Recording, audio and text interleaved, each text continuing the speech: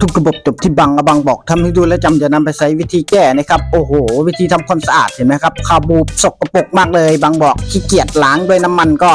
คุณขอแค่คุณมีนี่ฮะโอ้โหน้ำยาสลายคราบหรือน้ำยาทำความสะอาดเครื่องยนต์ก็สามารถเอามาล้างได้ฮะบังบอก ขั้นแรกก็ถอดเข็มออกมาครับเราไม่ต้องแกะจนหมดฮะบังบอกโอ้โหถอดแค่นี้ก็พอแล้วฮะถอดชิ้นเล็กๆน้อยๆออกมาหลังจากนั้นแล้วก็โอ้โหใส่น้ำยาเข้าไปเลยฮะอย่าลืมฮะถอดออกมาก่อนนะเห็นไหมครับคราบโอ้โหใส่อัดน้ำยาเข้าไปเลยฮะเห็นไหมครับโอ้โหน้ำยาสลายคราบหรือน้ำยาทำความสะอาดเครื่องยนต์ก็พ่นเข้าไปตามรูจุดต่างๆนี่คือสูตรล้างแบบเร่งด่วนบังบอกล้างวันนี้พรุ่งนี้ก็ล้างต่อ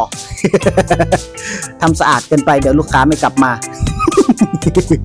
แค่นี้ก็พอบางบอกอัดเข้าแต่ละจุดแต่ละรูฮะแค่นี้แหละครับพ่นเข้าไปสีดเข้าไปแค่นี้แหละเดี๋ยวคราบมันก็จะละลายออกมาเองฮะหลังจากนั้นก็สามารถไปประกอบและใช้งานได้เหมือนเดิม